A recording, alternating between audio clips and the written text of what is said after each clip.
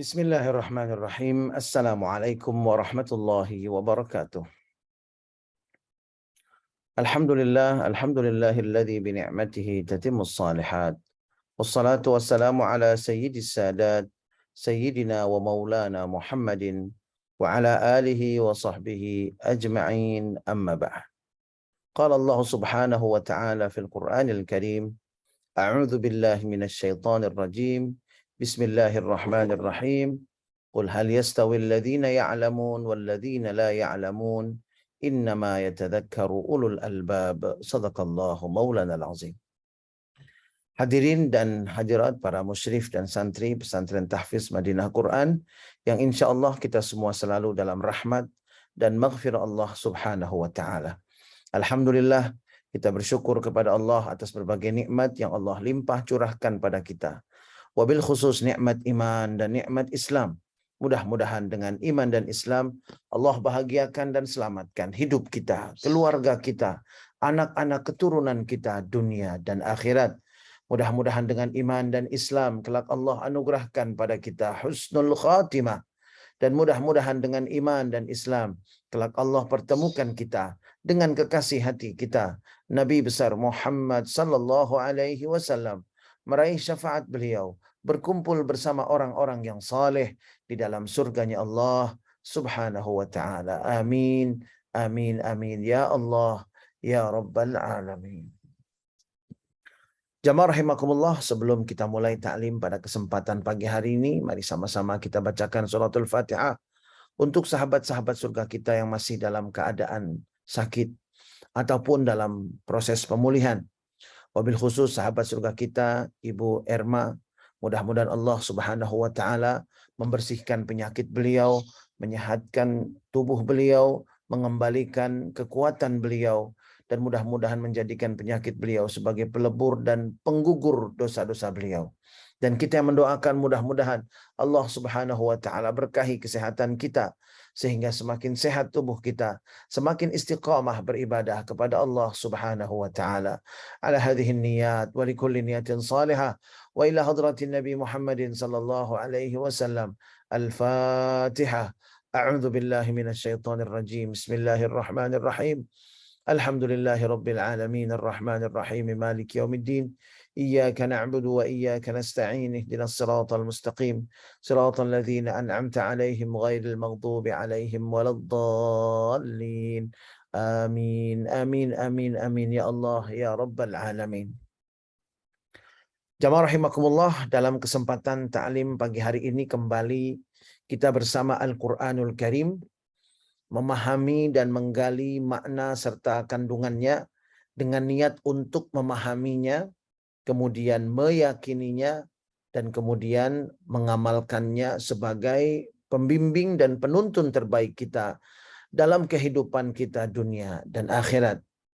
Jamaah rahimakumullah, pada pertemuan yang lalu kita sudah membahas bagaimana Allah subhanahu wa ta'ala mengingatkan kepada kita agar mentadabburi setiap hal yang dekat dengan kita, setiap hal yang nampak dengan kita, bahkan segala sesuatu yang berada di sekeliling kita. Jamaah rahimakumullah, kejadian-kejadian yang dialami di dalam rumah tangga hendaknya menjadi bahan renungan kita.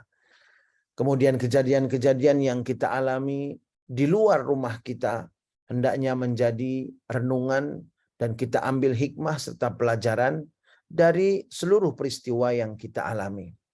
Inilah jamaah rahimakumullah yang Allah ingatkan dalam surah Al-Baqarah ayat 242. Kadzalika yubayyinullahu lakum ayatihi la'allakum ta'qilun. Demikianlah Allah menjelaskan bagi kalian ayat-ayatnya agar kalian berakal, agar kalian mentadabburinya. Ini tafsir yang bisa kita temukan dan jumpai dalam tafsir Al-Jalalain. Ta'qilun bimakna tatadabbarun atau mentadabburinya. Jadi ketika Allah menjelaskan kepada kita berbagai ayat-ayat suci Al-Quran, maka Allah memerintahkan kepada kita untuk mentadabburinya.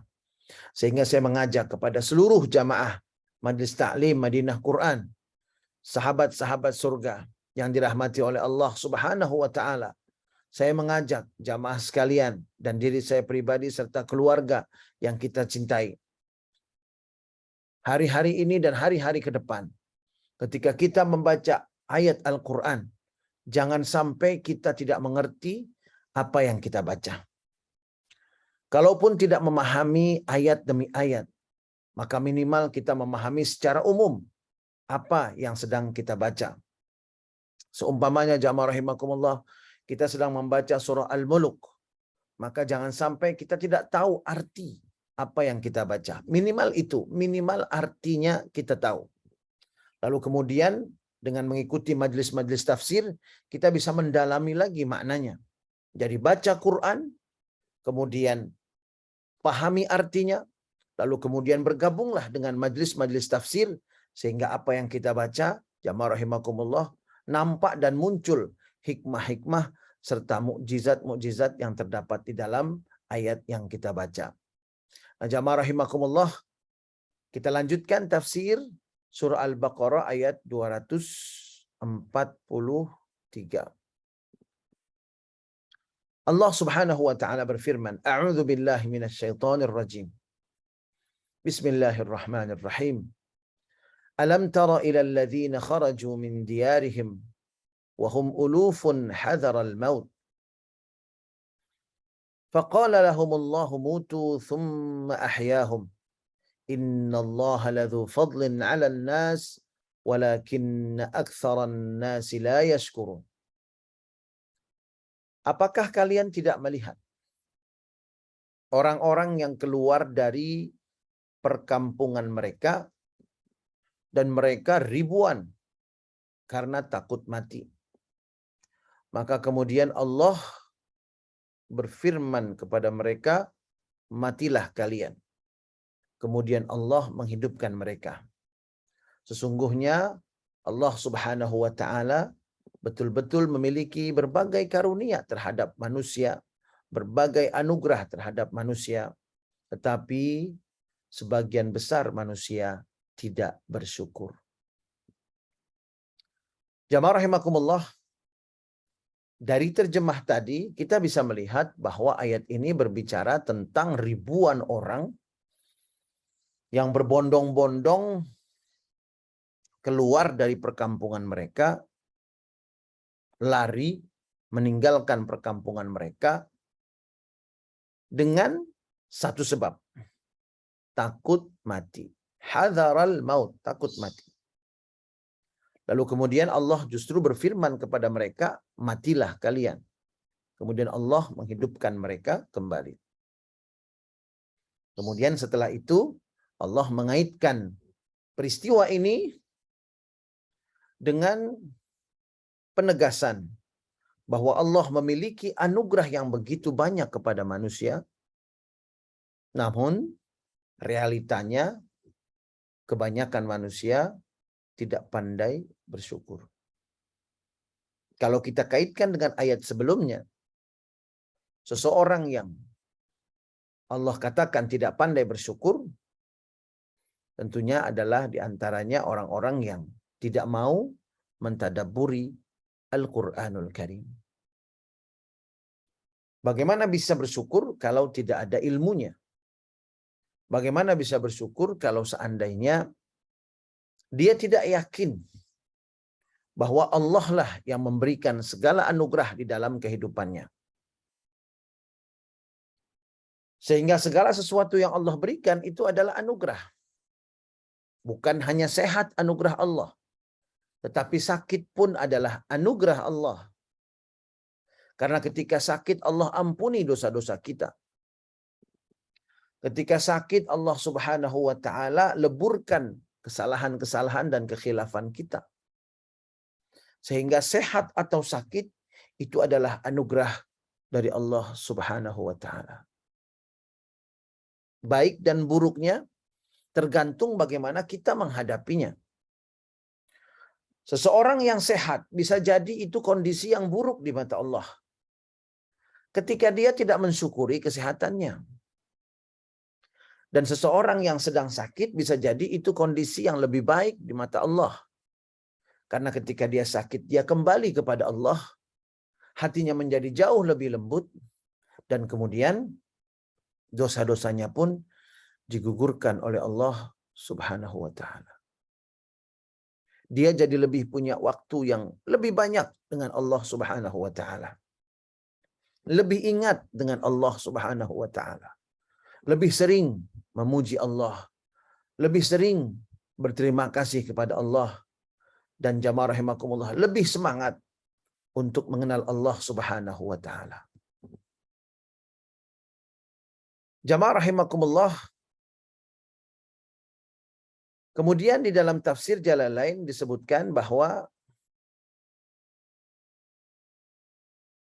Allah Subhanahu wa taala menceritakan kisah yang tidak disebutkan siapa pelakunya, kapan terjadinya, dan apa yang menimpa mereka. Kalau kita lihat ayat ini, sifatnya sangat umum. Bukankah kalian tidak melihat orang-orang yang keluar dari kampung mereka? Siapa mereka? Allah tidak sebut. Hadzaral maut, karena mereka takut mati. Kenapa takut mati? Allah pun tidak sebutkan. Nah, jamaah rahimakumullah, di dalam Al-Quran ketika ayat itu diawali dengan kata-kata alam tara, tidakkah kalian lihat? Alam tara, tidakkah kalian lihat? Maka yang pertama adalah maknanya itu sesuatu yang kita tidak tahu, kemudian Allah memberitahu kita. Ini yang pertama. Kemudian yang kedua, sesuatu yang sudah kita tahu, kemudian Allah ingin menegaskannya kepada kita agar kita memiliki fokus yang tepat dalam melihat sesuatu yang sudah kita tahu itu. Karena terkadang kita salah fokus dalam melihat apa yang terjadi dalam kehidupan kita. Nah, jamaah rahimakumullah, ayat yang mulia ini secara umum memberikan kepada kita bimbingan bagaimana kita ini menghadapi musibah. Dalam ayat ini disebutkan mereka keluar dari perkampungan dan rumah-rumah mereka. Disebutkan oleh Allah uluf, ribuan, artinya tidak sedikit, banyak sekali. Hadzaral maut, karena mereka takut mati. Jamaah rahimakumullah, barangkali takut mati itu adalah hal yang dirasakan oleh semua orang. Namun jamaah rahimakumullah, Allah ingin menegaskan bahwa di antara konsep bersyukur yang Allah ajarkan di dalam Al-Quran adalah mengembalikan berbagai peristiwa kepada asal dan pokok yang semestinya. Contoh, takut mati karena penyakit umpamanya. Takut mati karena penyakit ini termasuk jamaah rahimakumullah kategori tidak bersyukur kepada Allah seperti yang disebutkan di dalam ayat 243 ini. Mengapa demikian? Karena akidahnya sudah bergeser. Seolah-olah penyakit itulah yang menentukan ajal seseorang. Sedangkan yang kita imani adalah ajal yang menentukan Allah Subhanahu wa taala. Sakit adalah pengingatnya, bukan penentu ajalnya. Nah, ini yang harus kita kembalikan dalam pemahaman kita. Ada orang yang sakitnya sudah parah, sudah kritis, obat-obat sudah tidak direspon, kemudian juga kalaupun diadakan tindakan-tindakan itu tidak menunjukkan progres yang positif, kondisinya relatif bertahan, bahkan cenderung menurun. Kemudian dokter-dokter barangkali sudah mengatakan bahwa kami sudah tidak sanggup lagi, sudah tidak ada lagi yang bisa kita lakukan. Tapi kemudian tiba-tiba orang tersebut dengan begitu cepatnya menjadi sehat, bugar, pulih seperti sedia kala. Nah ini jamaah rahimakumullah hendaknya harus kita ingat. Karena itu jamaah rahimakumullah, saya mengingatkan diri saya dan kita semua. Dalam kondisi sakit, baik diri kita ataupun orang lain, maka yang kita harus jaga itu ada 3. Dalam kondisi sakit yang kita jaga 3. Yang pertama akidah kita, yang kedua adalah ibadah kita, dan yang ketiga adalah pengobatan penyakit kita. Ini yang harus kita jaga. Akidah, ibadah, dan obat. Ikhtiar untuk menjadi sehat.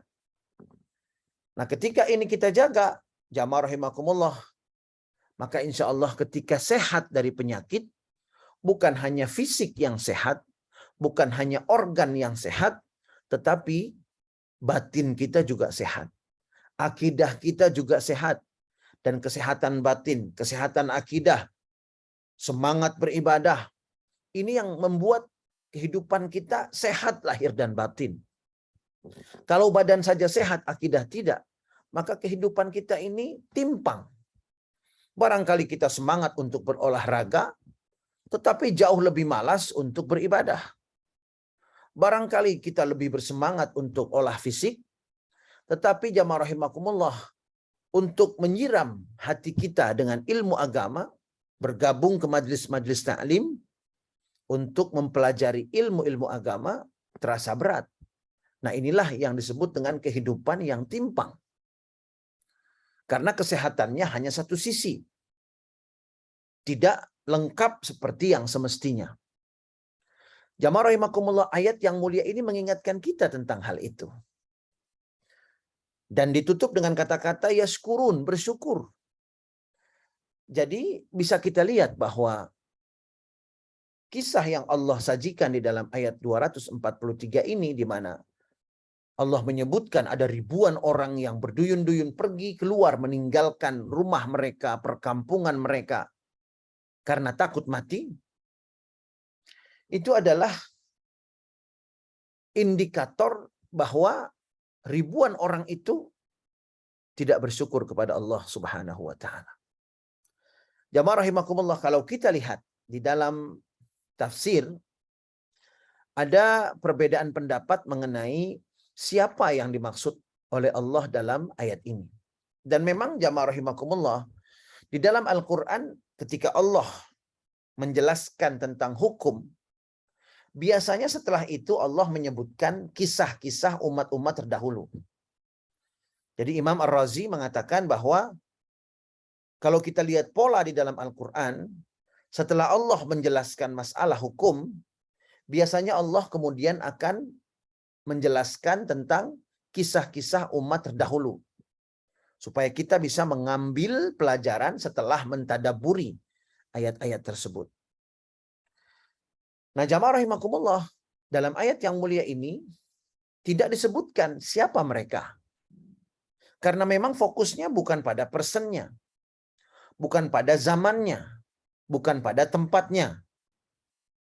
Kalau kita umpamanya mengetahui siapa mereka, di zaman apa mereka, maka bisa jadi ayat ini menjadi lebih terbatas.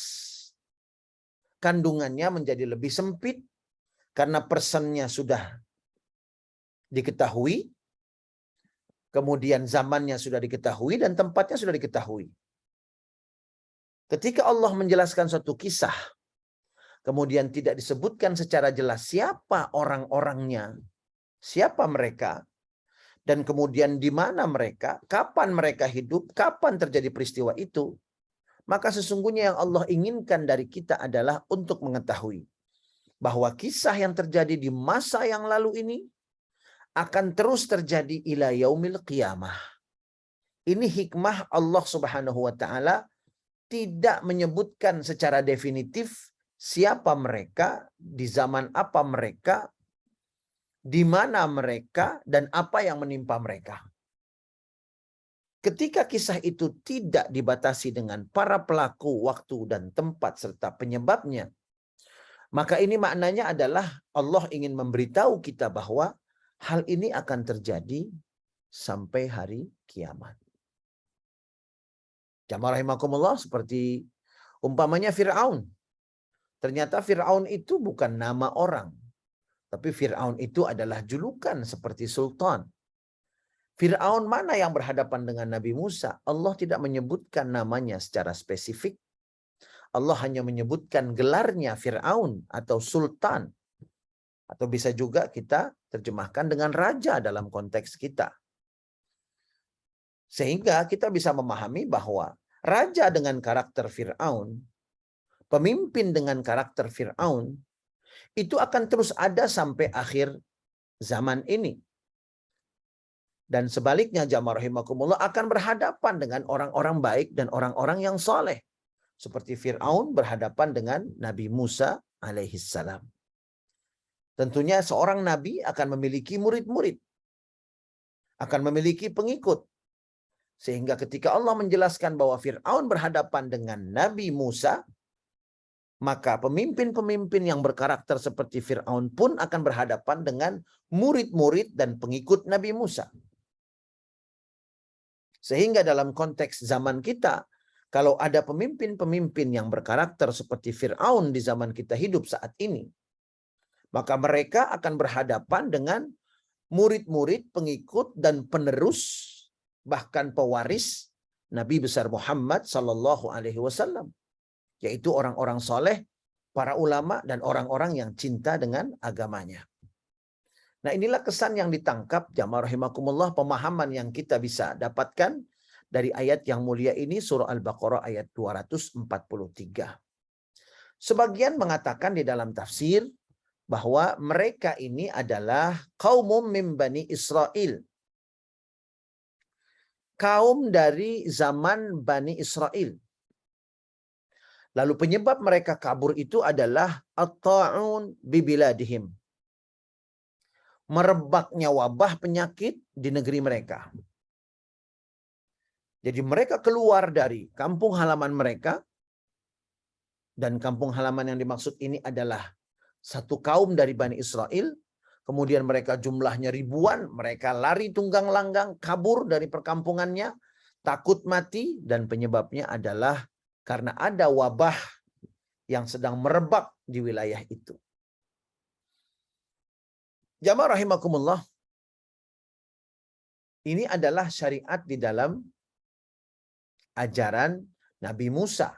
Kalau merujuk kepada pendapat yang mengatakan peristiwa ini dialami oleh sekelompok pengikut Bani Israel di zaman Nabi Musa dan nabi-nabi yang lainnya.